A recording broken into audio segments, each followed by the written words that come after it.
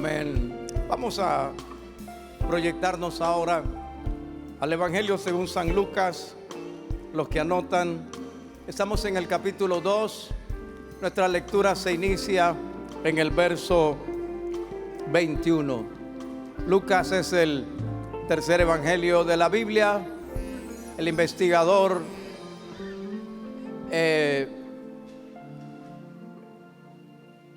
historiador y biógrafo, con esa mentalidad científica de médico, nos da el evangelio más completo que tenemos.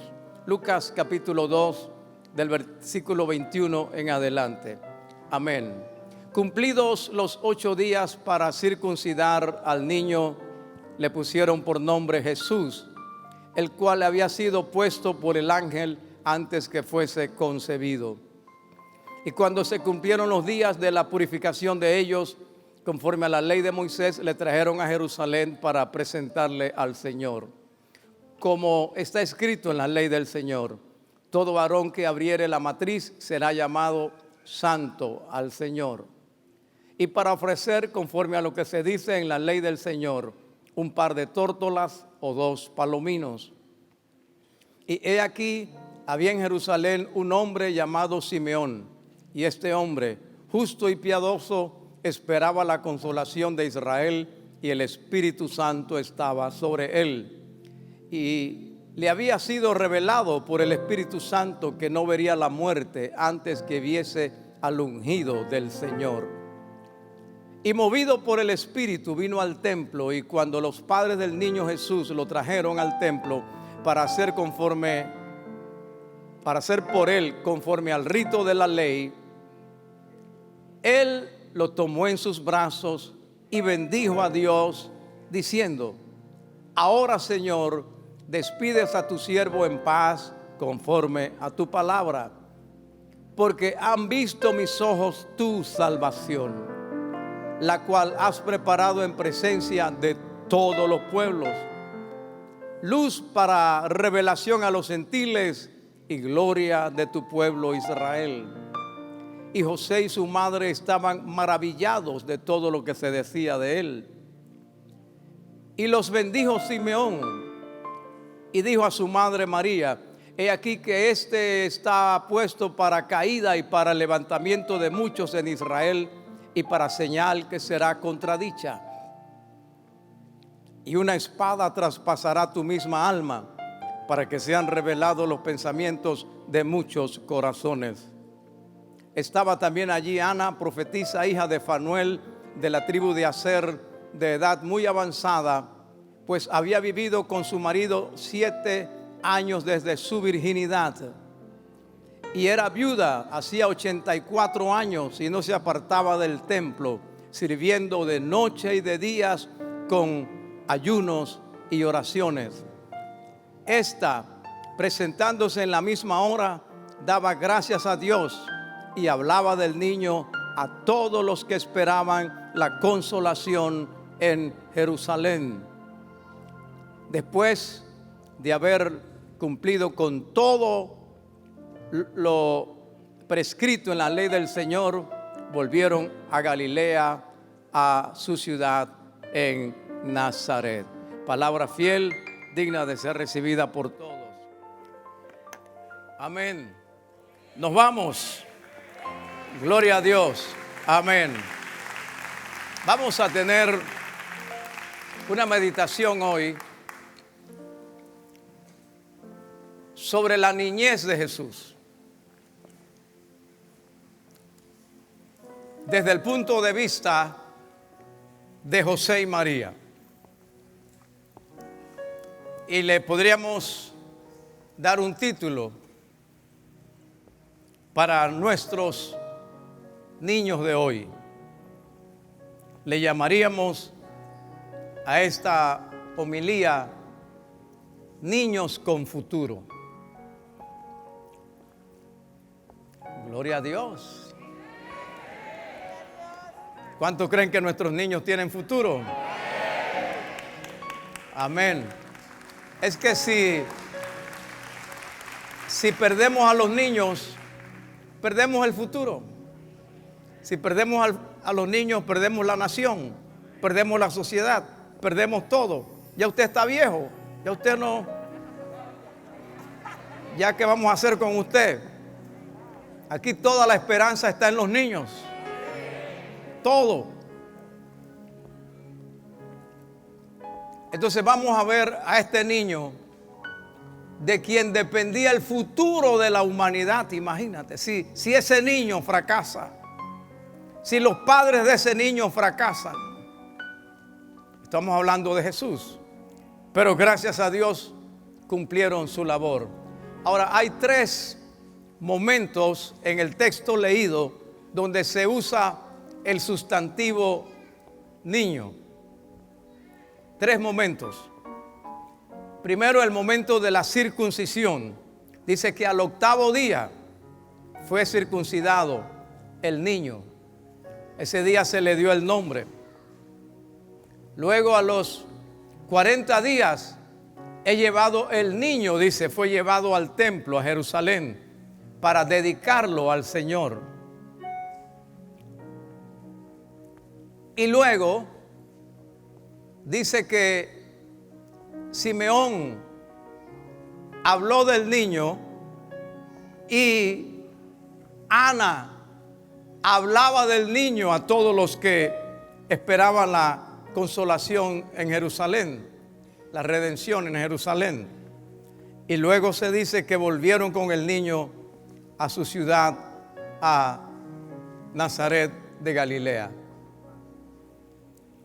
Durante todo este tiempo, Jesús era un niño, no tomaba decisiones. Algunos dicen que Jesús jugaba con los otros niños y cuando iba perdiendo, entonces se hacía que los otros niños se volvieran caballo o yegua y no podían seguir jugando y entonces ganaba. No, eso no fue así. Jesús fue un niño normal como cualquiera. Así que aquí tenemos a Jesús y vamos a ver el primer momento. Pero quiero que pensemos en esto: niños con futuro. Porque lo que se le quiere arrebatar a los niños es el futuro.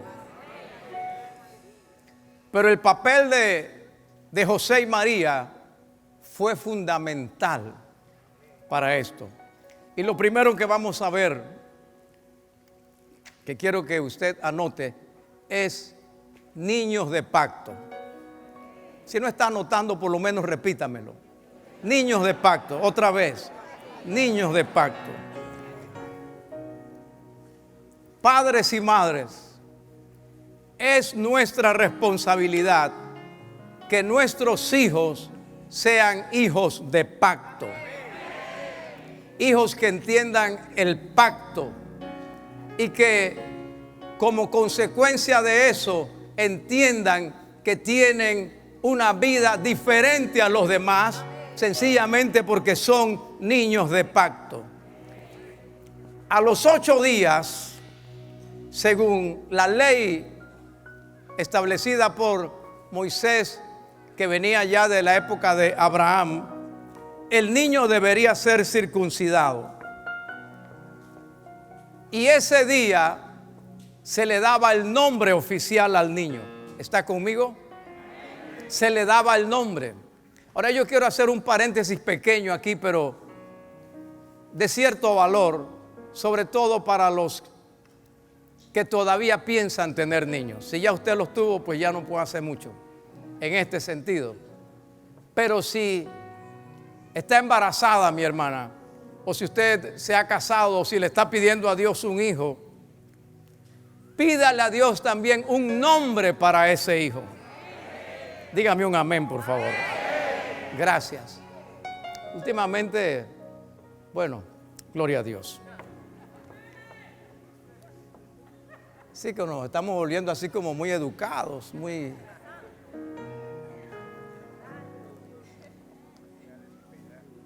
Dice, ese día le pusieron un nombre, le llamaron Jesús, pero ese nombre no lo inventó José, ni lo inventó María. La Biblia dice que ese nombre le había sido puesto por el ángel. Antes que María saliera encinta, el ángel Gabriel le dijo: el Espíritu Santo vendrá sobre ti, el poder del Altísimo te cubrirá con su sombra, por el cual el santo ser que nacerá será llamado Jesús. Jesús significa Salvador. Pero más allá del nombre, lo que quiero indicarles es que a papá y a mamá le corresponde darle al hijo una identidad.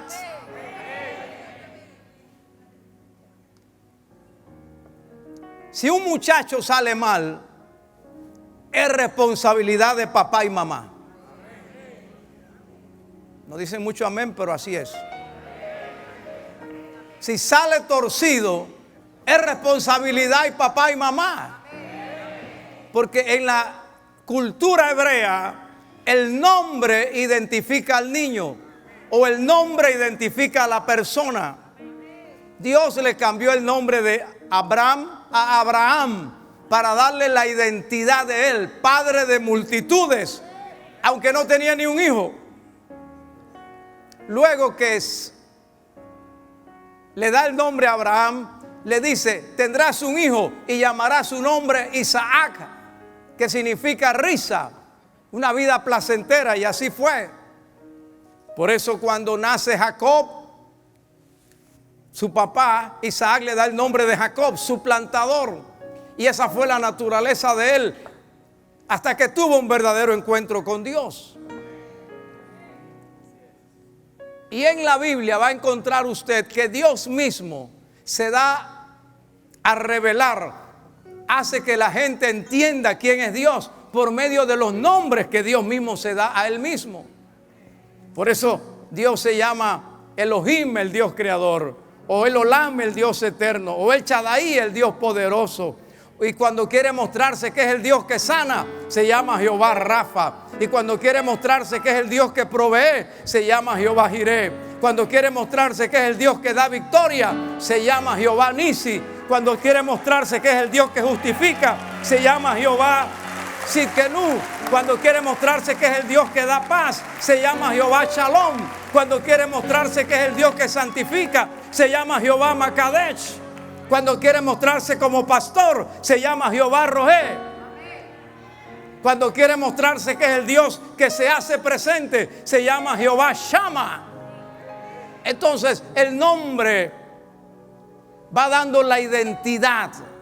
Y José y María tenían que criar a este niño para que fuera lo que el nombre de él decía: Salvador. Mis amados, con todo respeto, pero también con todo el amor del Señor, nosotros no podemos criar hijos maleantes. No hay mucho amén, pero esa es la verdad. Es responsabilidad de los padres. No podemos crear hijos mentirosos, hijos sin integridad, hijos ladrones.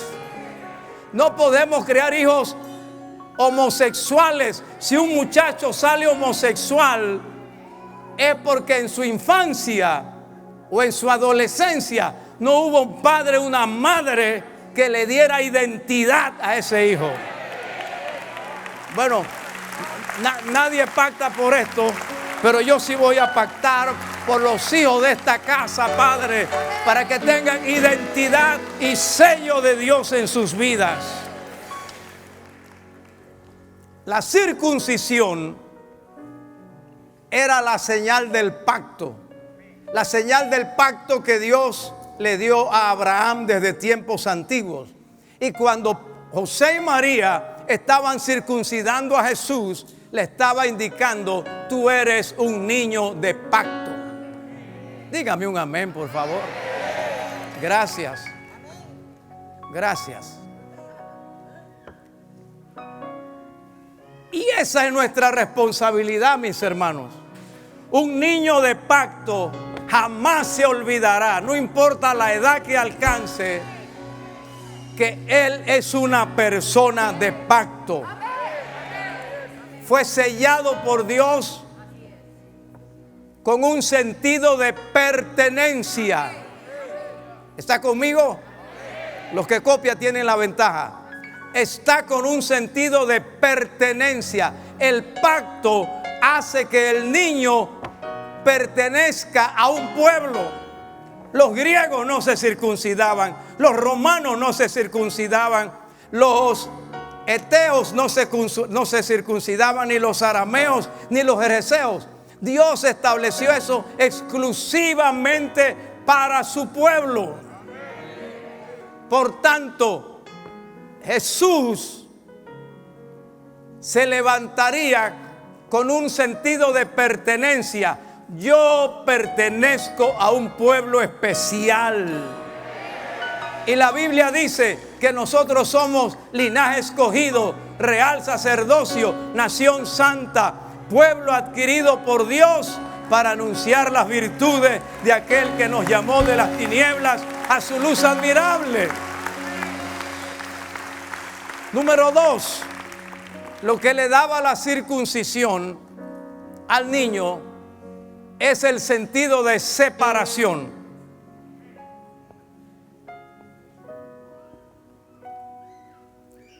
Cuando se dio, por ejemplo, la dominación primero griega por Alejandro Magno y los demás, y luego romana sobre los judíos, ustedes saben que en aquella época los baños eran públicos.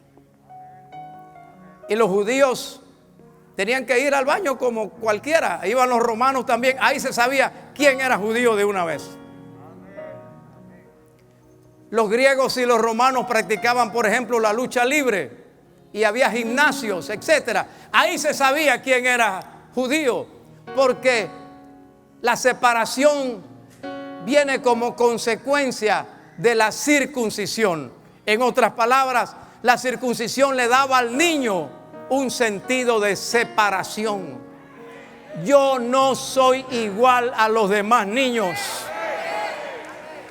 Y esta es la tercera gran lección de la circuncisión para un niño: un sentido de diferenciación.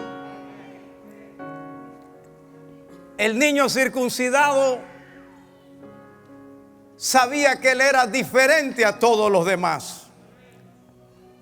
Y hasta el día de hoy, una de las cosas que a mí me asombra y me entusiasma es ir a Israel y ver a los niños pequeñitos de 3 años, 4 años, vestidos de negro, camisa blanca, sombrero negro, los rulitos a los lados, caminando para el templo, para la sinagoga. Y a los 5 años ya saben leer, porque no se lo enseñaron en la escuela, se lo enseñaron en la casa. La lectura de un niño judío es parte de la responsabilidad de la madre, y es la madre la que lo enseña. Cuando él va a la escuela ya él sabe leer, igualito a los de Panamá.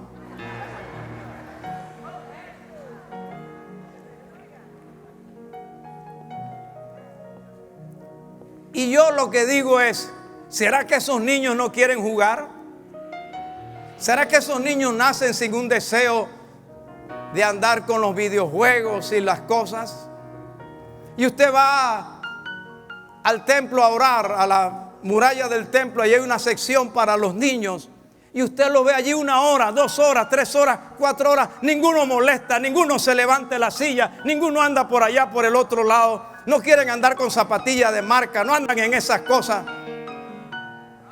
Usted no encuentra a un niño ahí, boboleto, boboleto, tú eres un boboleto, tú eres un boboleto, boboleto. No, usted los encuentra, sí, mala, ahí, orando, así, orando, así oran ellos, orando. ¿Por qué? Porque les voy a decir algo. El secreto está que les enseñan desde la casa que ellos son diferentes. Somos diferentes. Así que por causa del tiempo los dejo aquí.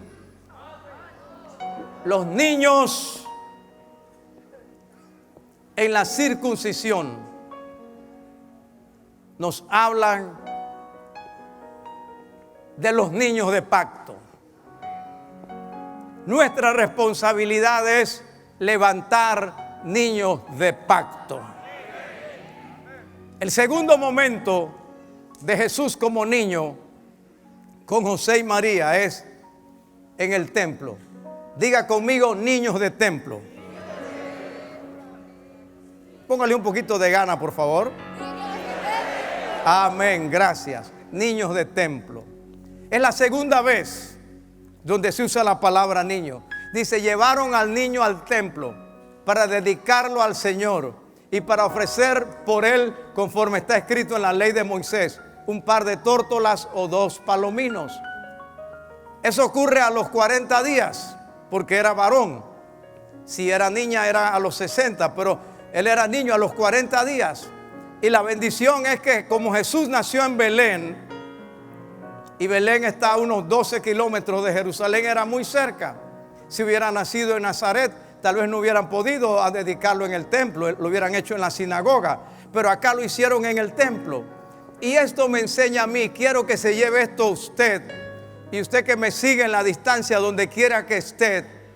El templo es necesario para los niños. El templo no necesita a los niños. Son los niños los que necesitan el templo. Y en esta época de pandemia, la tendencia es separar al niño del templo. La dedicación de Jesús se dio en el templo. José y María lo llevaron para dedicarlo al Señor, conforme a la palabra de Dios. Levítico 12, 6, 7, 8, todos los versículos allí hablan de cómo debería ella purificarse.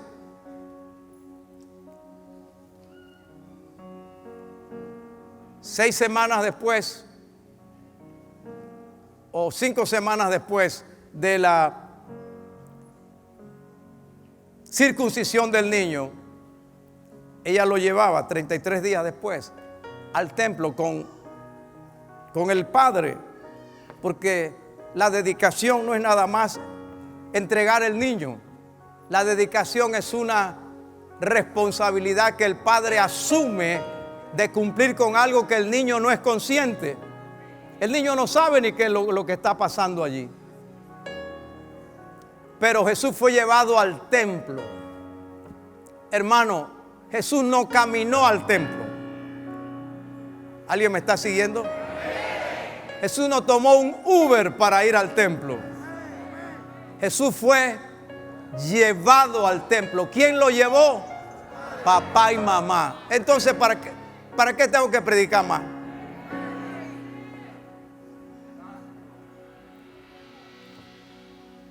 Seremos niños con futuro. Entonces necesitamos niños de templo.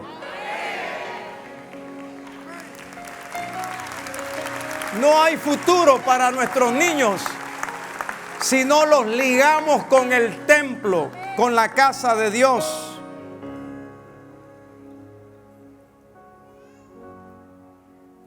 Jesús fue llevado al templo con propósito. No fue llevado para que los padres tuvieran un rato de descanso. Dios mío, allá me lo atienden, allá me lo cuidan, allá. No, ese no fue el propósito. Jesús no fue llevado al templo para que sus padres tuvieran un momento de recreación. Jesús no fue llevado al templo para que se divirtiera. Ahí vas a ver todos los payasos y vas a ver todo esto y vas a ver. No.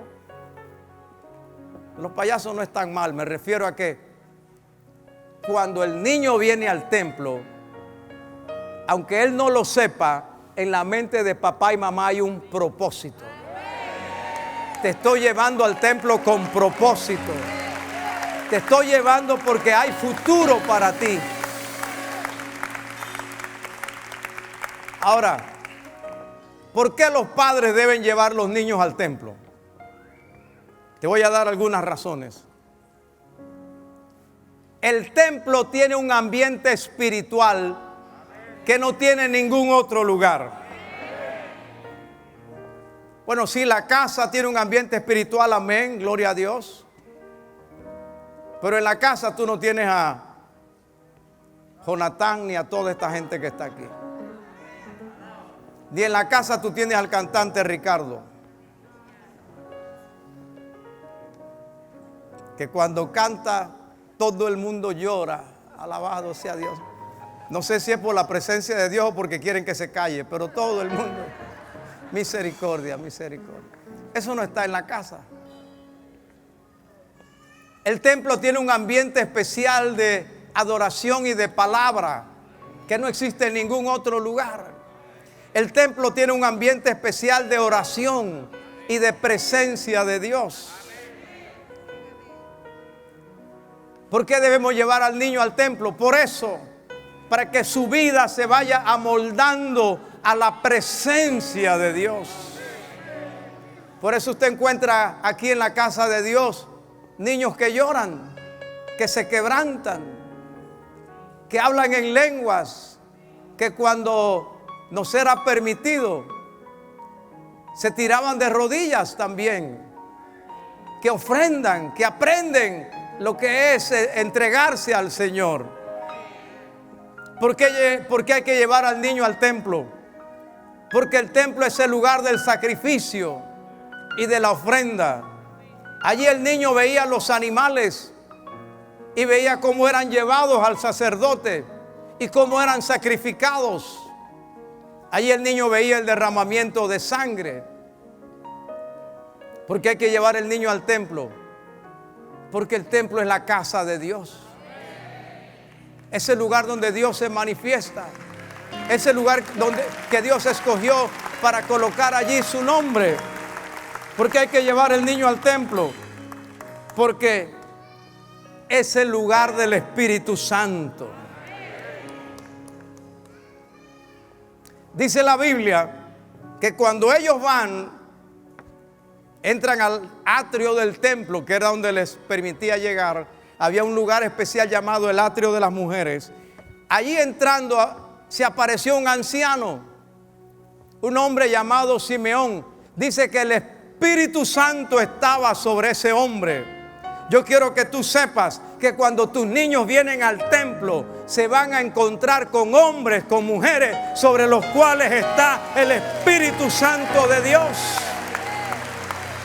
En la calle, tu niño, en la calle, tu hijo va a encontrar hombres y mujeres sobre los que está el mismo diablo sobre ellos.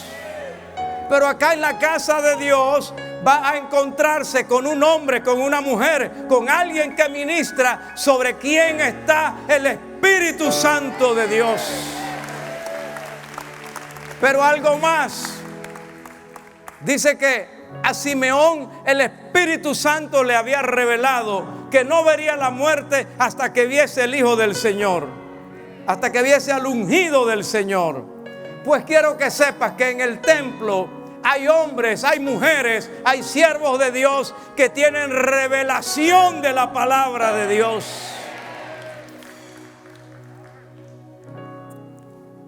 ¿O es que usted piensa que lo que yo estoy diciendo no es revelación de la palabra de Dios? Quiero que sepan que esto me tomó mucho tiempo. Yo estuve toda la semana orando y preparándome para predicar sobre el siguiente cataclismo, sobre el siguiente nuevo comienzo. Y anoche se le ocurre al Señor, cambia todo, porque voy a ministrar a los niños y a los padres mañana. Amén. Así que, ni modo. 11 de la noche, 12 de la noche, 1 de la mañana, 2 de la mañana, 3 de la mañana, encontrando la revelación para el pueblo de Dios. Pero no solamente eso, este hombre fue movido por el Espíritu Santo, dice la Biblia, que Simeón fue movido por el Espíritu Santo. En la casa de Dios vas a encontrar gente que es movida por el Espíritu Santo. Gloria a Dios. Usted está en un templo que fue construido porque alguien fue movido por el Espíritu Santo a hacer esto. Usted está escuchando esto por radio, por televisión, porque alguien en el templo fue movido por el Espíritu Santo a creerle a Dios para esto. Usted está siendo bendecido donde quiera que esté, porque hay alguien aquí que fue movido por el Espíritu Santo a hacer esto.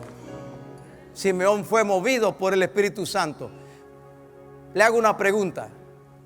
¿Por qué debemos traer los niños al templo, a la casa de Dios? Porque aquí está el Espíritu Santo. Díganlo en voz alta, por favor. 1, 2, 3. Porque aquí está el Espíritu Santo. Aquí mora el Espíritu Santo. Está sobre gente. Aquí el Espíritu Santo se revela. Y aquí el Espíritu Santo se mueve. Le había sido revelado por el Espíritu Santo. Hay revelación. Y los niños tienen la capacidad de recibir revelación del Espíritu Santo.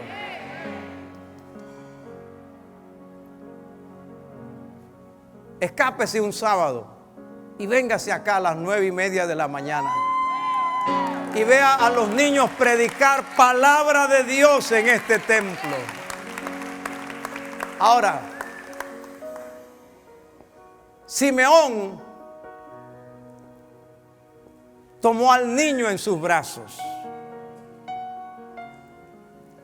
Simeón era un hombre anciano porque dice que el Espíritu le había revelado que no vería la muerte. Significa que no estaba tan lejos eso, antes que viese al ungido del Señor. Pero aparte de eso, estaba Ana.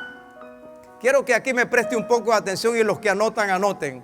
Y los demás, dense 2 coscoritos aquí, para que lo recuerden. Estaba Ana. Dice que tenía 84 años de ser viuda. Y no andaba triste, ni amargada, ni desesperada, ni buscando hombre para ver por fin quién, no. Misericordia, cómo se la gozaron, santo Dios. Dice que servía al Señor con ayuno y oración.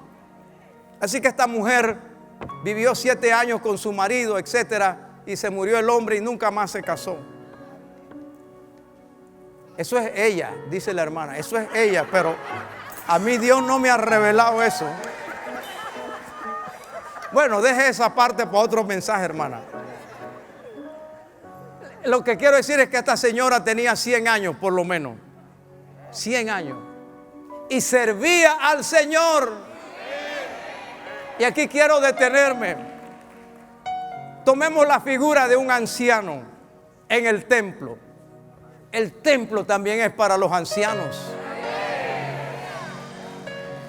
Porque aquí está la sabiduría, aquí está la experiencia, aquí está el conocimiento, aquí está el consejo sabio. Ya aquí pasaron las tentaciones, ya pasaron. Ya aquí pasaron los bochinches, ya pasaron. Aquí ya pasaron las figuraciones y que el cabello pintado, que no sé qué. Ya aquí pasó todo eso. Ella lo que está es sirviendo al Señor. Pero dice que ella hablaba al pueblo del niño. Quiero hablarle, porque hoy, pues, los abuelos no somos ancianos. Hubo una época en que cuando uno decía al abuelo, el abuelo. Oye, pero ahora hay abuelos, tú sabes, tipos tan jóvenes, tan enteros, tan... Así que están llenos de vida todavía los abuelos.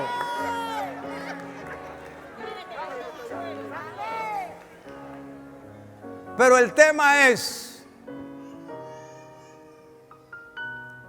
que los abuelos tienen también una parte en el programa del Señor. Y el abuelo tiene un cariño especial por el nieto.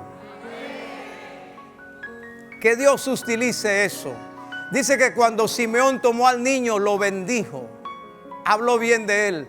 Abuelo, no solamente dele helado y pastillas y golosinas al nieto, dele palabra de bendición. Aleluya, dele palabra de bendición. Y Ana hablaba de las maravillas y de la redención de Israel. José y María se maravillaban de lo que decían del niño.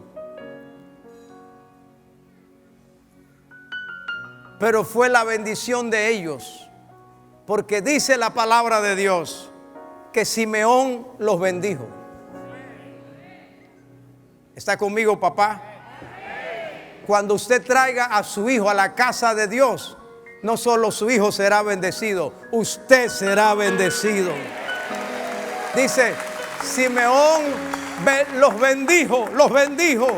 En esta hora Dios quiere bendecir a los padres que traen a sus hijos a la casa del Señor. Y en el templo hubo palabra de Dios para José y María, palabra para el niño y palabra para el pueblo. Gloria al Señor. Bueno, me voy al tercer momento que se habla del niño. El niño crece. Entonces, primero sería niños de pacto, niños en el templo. Tercero, niños en crecimiento. ¿Cómo termina el médico amado? Que no sabemos si era pediatra o no, pero era médico. Dice, y el niño crecía. Diga conmigo, el niño crecía. El niño crecía. El versículo 40 lo dice. Y padres y madres, nuestra labor es producir crecimiento en el niño. El niño crecía y se fortalecía y se llenaba de sabiduría y la gracia de Dios era sobre él. Dice, ellos terminan todo el proceso, toda la ceremonia, todo lo que hay que hacer en el templo y se van a su casa en Nazaret, lejos, 100 kilómetros, se van. Pero el efecto que tuvo permaneció en la vida. Y el compromiso de padres que hicieron en el templo continuó con ellos. Ahora, quiero que note esto. Padres y madres, por favor, educadores, ayos, líderes de redes, todos los que tenemos que ver con niños de alguna manera.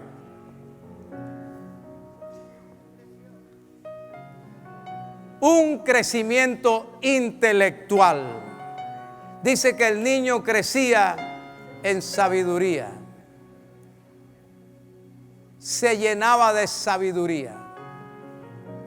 Nuestros hijos se llenarán de sabiduría. Nuestros hijos no son tontos, ni son brutos, ni son incapaces.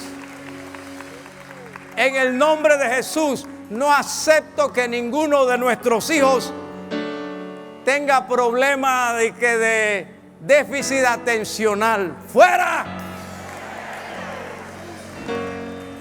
Es responsabilidad de los padres orar para que ninguna de esas trabas o taras o lo que usted quiera llamarle afecte a su hijo. Nuestros hijos no son autistas. Nuestros hijos se llenan de sabiduría de Dios. A mí me sorprendió mi nieto. Tenía 3 años. Estábamos en otro país. Hacía un frío terrible. Nevó toda la noche. En la mañana teníamos que salir en el carro para otra ciudad y él tenía que venir conmigo. Y no se veía el sol y todo estaba blanco y era un frío terrible. Y vamos para el carro y él viene y me dice, Hito, el sol tiene frío. Y yo, wow, salió poeta el muchacho, Dios mío. Imagínate, yo no había visto eso, pero ni en una obra de Cervantes o de Shakespeare. El sol tiene frío.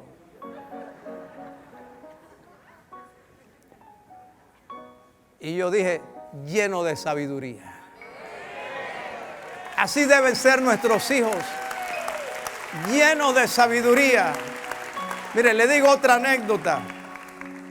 Tenía que ir a predicar a Corea y a China hace muchos años. Y Ana iba conmigo, no sabía leer. Así que en el avión se montó a mi lado. Como siempre a ella le gustaba andar, era conmigo. Y todas las revistas las sacó. ¿Qué dice aquí? Y yo le decía, ¿qué dice aquí? Y yo le leía. ¿Y qué dice aquí? Y ya me cansé. Y yo dije, había un avión así, yo dije, aquí dice que los niños no molestan a su papá en los aviones. Usted no me va a creer, no me va a creer.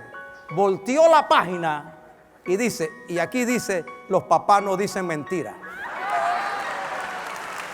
Santo Dios.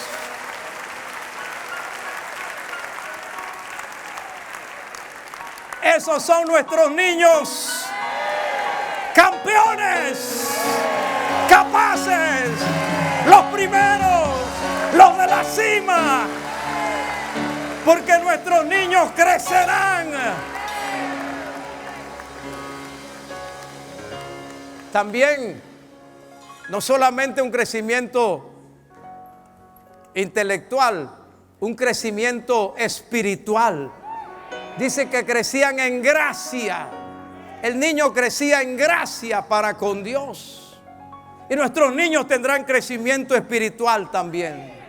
Mire, si un niño judío a los 12 años, a los 13 años, debe recitar 613 versículos de la Biblia de memoria, ¿por qué nuestros niños no pueden hacerlo?